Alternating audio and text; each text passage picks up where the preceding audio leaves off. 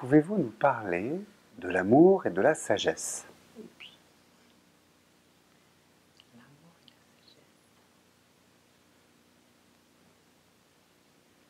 la sagesse. Ça nous laisse sans voix. Hein.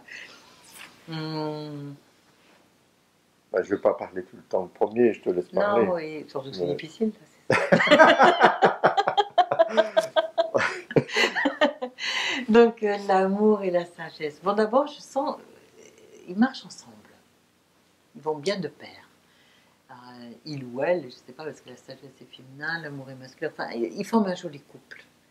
Hein, l'amour et la sagesse, ils se secondent bien, parce que, reparlons un peu de notre couple, hein, puisque l'amour, on parle forcément de notre couple, même s'il n'y a pas que cette dimension-là de l'amour, mais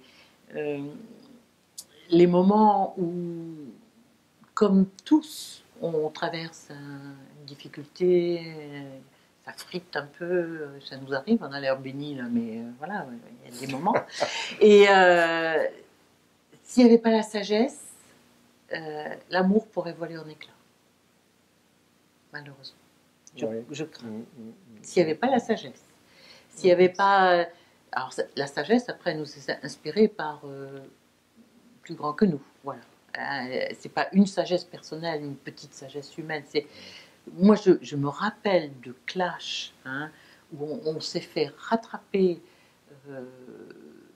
par les bretelles, hein, et que, mais c'était la sagesse de la vie, la sagesse alors là, il y a du divin derrière, c'est sûr, qui tout d'un coup secoue le cocotier et qui dit mais attendez, qu'est-ce qui est en train de se passer là? Et qu'est-ce que vous êtes en train de faire? Et quand on est... Hein, et on se fait rattraper par cette sagesse.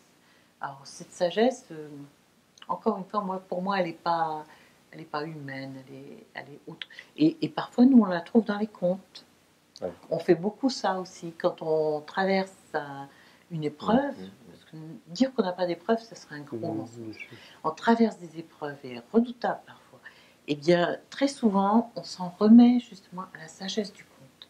Et on est capable de faire un tirage aléatoire de contes pour répondre à l'épreuve dans laquelle on se sent empêtré.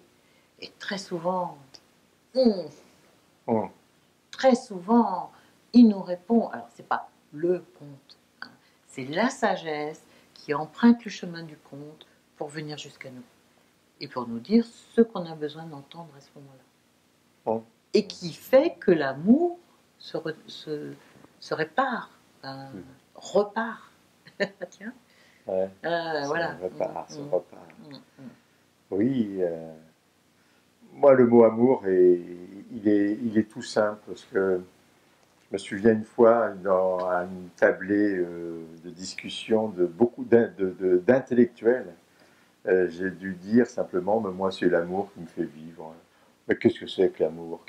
Ça veut dire quoi l'amour? Et pourquoi on aime les bonbons? Et t'aimes ta femme comme un bonbon? Oh, je dis, oh là là, c'est compliqué moi pour ça, tout ça. Moi, l'amour, il est inexplicable. L'amour, c'est la joie, alors la sagesse, je sais pas ça par contre. La sagesse, c'est qu'il faut être sage. Des fois, faut pas être sage. Des fois, il faut savoir être justement perturbé, l'amour, pour pouvoir justement lui redonner une autre dimension. Moi, la sagesse, c'est un mot qui m'est pas commun. C'est sagesse, ça veut dire... Pas familier. Non, il n'est pas familier, sagesse. Parce que justement, lorsqu'on prend on se dit, allez, sur un coup de tête, on s'en va, si on est sage, on dit, oh non, on va pas bouger, non, il fait trop chaud, il fait trop froid, etc.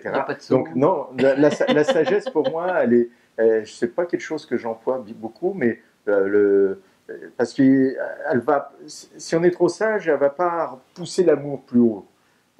Est-ce que c'est pas une sagesse? Justement, la folie n'est pas une sagesse quelque part cachée? Oui, voilà, la folie, voilà, oui, c'est ça. La sage-folie. Oui, la folie est une sagesse cachée. Oui, tout à fait, oui, je suis plus sur ce terrain-là. Voilà. Merci. Merci à vous.